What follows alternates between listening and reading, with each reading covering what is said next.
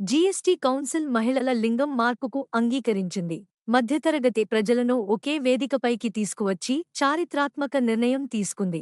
మునుపటి 2 స్లాబ్ బిల్లుల బదులు 2 స్లాబ్ బిల్లు ప్రతిపాదించింది. ఈ కొత్త బిల్లు సెప్టెంబర్ 22 నుండి అమలులోకి వచ్చింది.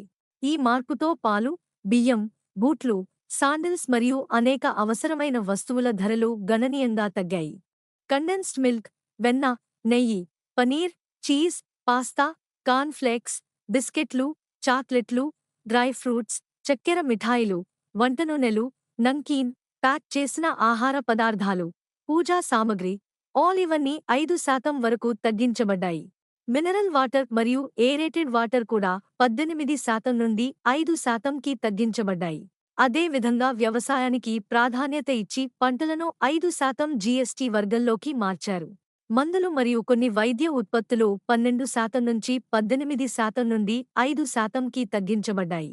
జీఎస్టీ కౌన్సిల్ పాన్ మసాలా, పొగాకు, సిగరెట్లు మరియు ఇతర హానికర పదార్థాలపై కఠిన నియంత్రణలు అమలు చేసింది.